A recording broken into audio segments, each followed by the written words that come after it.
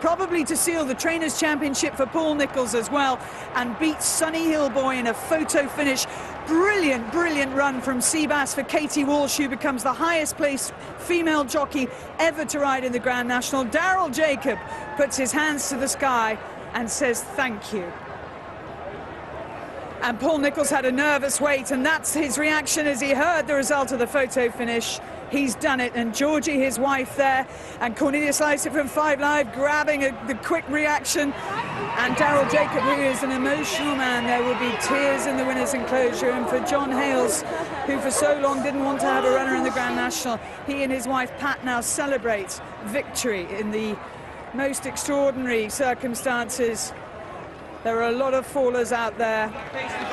Neptune Collonges managed to avoid all the trouble, and a terrific, terrific success this for the Paul Nicholls yard. A class horse this, 11 stone 6 on his back. He's running Gold Cups. He's won the Punchestown Gold Cup twice as well. Finished behind Denman and Corto Star when Paul Nicholls had the 1, 2, 3, and there poor Richie McClernand ponders what might have been, watches the rerun and thinks, could I have done anything different? And Richard Pittman alongside me, I hate to say this, but you know what that feels like, don't you? I'm afraid I do. But none of them have done anything that they could have done differently. You know, Richie went for it all the time, the grey horse, getting, and it was the line. That is the closest finish we've seen. It's just agony for one and great jubilation for another. And Daryl Jacobs just, well, what does that mean to a jockey? He's thanking God, isn't he?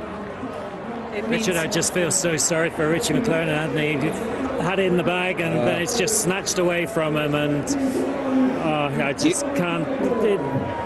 I feel gutted for him. You can't see it now, but Daryl's taken his teeth guard out, gum shield, and he's got it tucked into the band on his hand. They're all very vain. He knows he's going to get a good photograph, doesn't want a gum shield sticking out.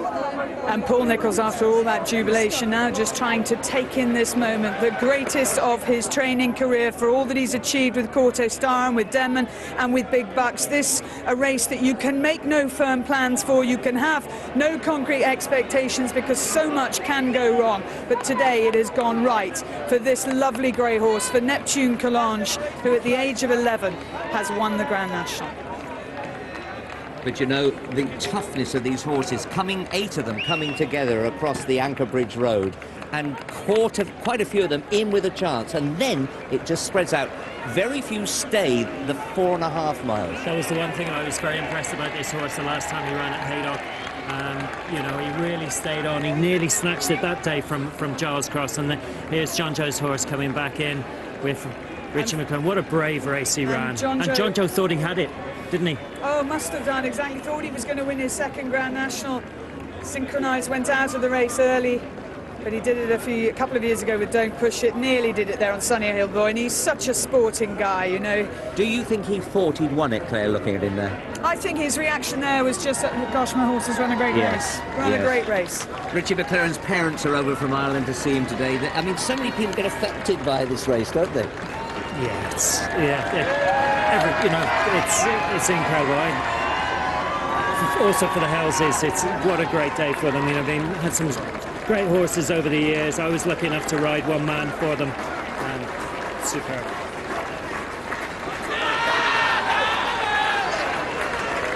Ladies and gentlemen, we have witnessed the closest ever finish in the John Smith's Grand National, and in the very last stride, under a brilliant ride from Daryl Jacob, Neptune Collonges is the horse who has come home in front for his owner John Hales and for his trainer Paul Nicholls. Congratulations to the gallant grey, Neptune Collonges. So Neptune Collonges, the very brave winner of the 2012 John Smith's Grand National. The man hugging his jockey is John Hales. The man whose investors are for. There's Richie McClernand. That's the difference between victory and defeat. And Daryl Jacob in the winner's enclosure. A very emotional win. And John Hales, who's famous in racing, is the owner of one man. He's a horse who so tragically lost his life here. But now there's Claire. She's hugging the winning trainer. I think she's going to do a winning interview. This is a man who has been trying for so long to win this race, and with your 53rd runner, you've done it. Yeah, and probably the best horse we run in the race. Class form, we placed in Gold Cups, stays, genuine. Had a fantastic ride with Darryl when you analyse where he went. But it's a great horse and just absolutely brilliant. And I know my landlord Paul will be watching at home, and if it's not for all his help, I wouldn't be in out. So thanks for everything, Paul, and the whole team was just fantastic. And given the races that you've won and the Gold Cups that you've won, where on earth does this rank? Well, it's blown Nicky Henderson out of the water now, so that's put that game over for this season, because I've given up just now. You will be champion trainer, that's for sure. It's just any good race, but this is the one we wanted as well, obviously. It's brilliant. And Dan Skelton saying to you now, let's get ready for a picture, so we'll let you do that, and let's grab a word with Katie Walsh, who had the ride of your life there on Seabass. Terrific, and you are the highest placed female jockey ever in the race. Yeah, sure, listen, I got an unbelievable spin. I was wrong a couple of times and he put me right, but shows a fantastic experience, great to get round, and can't believe it's over. I want to go back out and do it again. And you looked for a long way as if you were going to win. Yeah, I thought up in the third last, I was going okay, and just when he turned in, Barry just said to me, how are you going? And I pulled down my goggles, and he goes to me, geez, you're not going too bad. So, but he just got under the last, but still, like, I was never going to win, you know, and like third was his best that I was going to be. Fantastic. I'll let you weigh in, the scale's just behind us, so they need to check Katie's well. I thought the coolest thing she did was pulling down her goggles as she came to the second last to get set so she could have a clear vision of that. But for John Hales, the owner of this horse, he has had moments of huge delight and moments of tragedy as well. One man, the best horse that he owned, and he never before has had a runner in the Grand National. He didn't want to do it. His very first runner, Neptune Collonges, has come home the winner of this, and you've got to feel for Richie McClernand on Sunnyhillboy, beaten in the tightest of finishes. But let's get the reaction. Daryl Jacob will speak to you again, and now that you have had time to take it in, and all the people that have supported you through your career, who are you thinking of most now?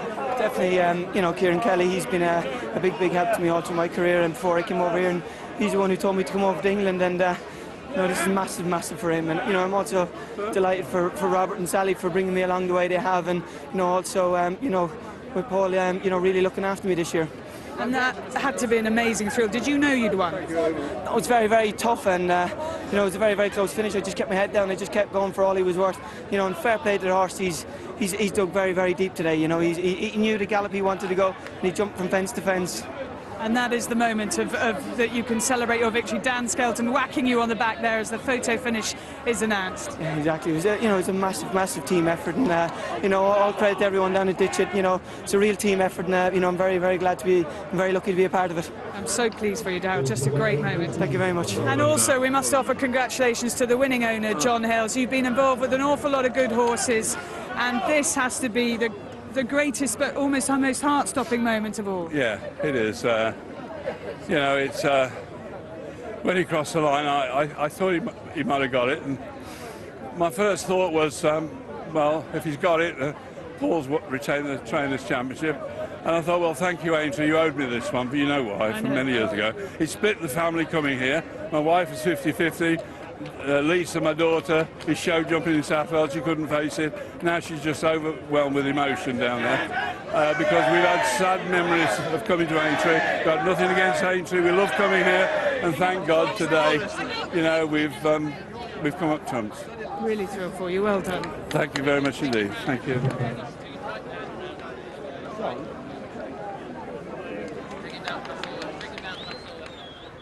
Well, what a dramatic Grand National it sees. Neptune Collonges win at 33-1. Second, Sunnyhillboy at 16-1. Seabass 8-1, joint favourite, was third. It's Cappa Bleu fourth at 16-1. And fifth, In Compliance, 100-1. Fabulous race. Just seen Ted Walsh behind me, and he says to Katie, what did you think? How did it feel? And the thrill for her of finishing third in the National, that is just a fabulous moment. What a great ride she gave Seabass. But let's now join the team to review the 2012 Grand National of what happened in a very eventful race. And celebrations for John Hales and for Paul Nicholls. And John and his wife Pat up there for such a long time, huge supporters of jump racing and show jumping indeed. And John Hales, his first runner in the Grand National. He wasn't in front at all, not for any stride, until the very final stride by the line.